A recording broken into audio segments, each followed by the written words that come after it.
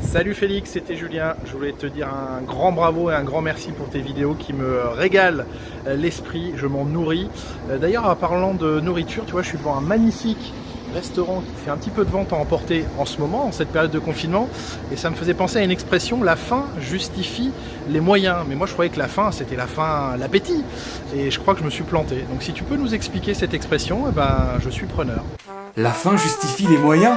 D'accord, mais pourquoi ? Alors mon cher Julien, commande un jus de carotte, prépare ta paille en inox et entraîne-toi à la trachéotomie parce que ça va être le bordel. Effectivement, tu as raison, la faim, c'est pas la faim, c'est la faim. Ça n'a rien à voir avec la bouffe, ici la fin, c'est la finalité. Cette phrase est souvent attribuée à Nicolas Machiavel, et c'est effectivement faux.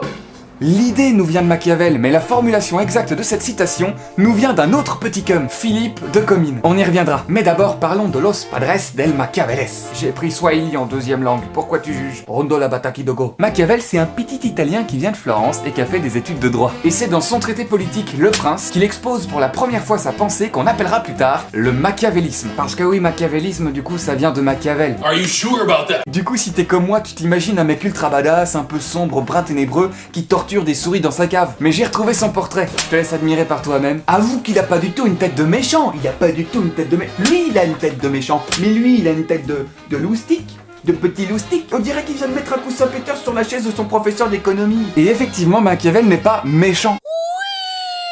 Mais il pense que si l'on veut gouverner efficacement et en toute sérénité, eh ben il faut apprendre à ce qu'on appelle plus communément dans le jargon être un bon gros fils de poudre de perlimpinpin. J'explique. Dans Le Prince, il développe l'idée que lorsqu'on dirige un pays, eh ben faut savoir s'imposer pour le bien commun. Car oui, la finalité doit toujours être pour le bien du peuple. Et pour ça, le dirigeant doit s'octroyer tous les moyens, c'est-à-dire les bons comme les mauvais, pour faire régner l'ordre et la prospérité. Remettons les choses dans le contexte. À ce moment-là, l'Italie, elle est divisée en plusieurs petits états indépendants qui se font la guerre, ce qui fait du pays une proie facile à l'envahisseur. Un peu comme la Belgique, sauf que eux, ils avaient pas Maggie de Bloch en répulsif. Ah mais moi je suis belge, hein, mais si je la vois, je recule quand même. Hein. Et cette situation de division explique un peu la vision de Machiavel. Il voudrait par tous les moyens rassembler tout ce beau monde et une fois pour toutes unifier son pays. Et ce, même si ça doit passer par les goulags, les lancers de babouche et les bières à 5 €. Peu importe la manière, pourvu qu'à la fin, ce soit pour le bonheur du peuple. L'objectif doit toujours excuser les actes qui l'ont amené.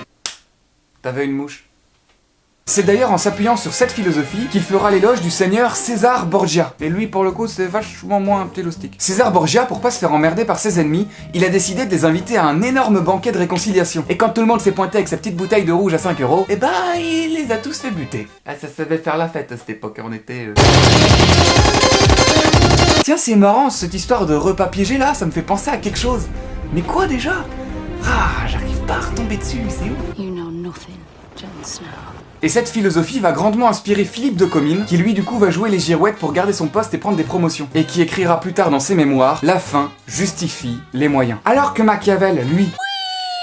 Il n'exprimait pas le fait qu'on puisse tout faire pour satisfaire ses envies égoïstes, seulement que pour diriger efficacement et sereinement, il fallait prendre et garder les pleins pouvoirs. Et ce, par le bien ou par le mal. Mais toujours dans l'intérêt du peuple. Ce qui va à l'encontre de la pensée d'Edgar Morin d'ailleurs. Mais ça, vous le saurez dans le prochain épisode. Ouais, je tease, ouais, tous les moyens sont bons, motherfucker.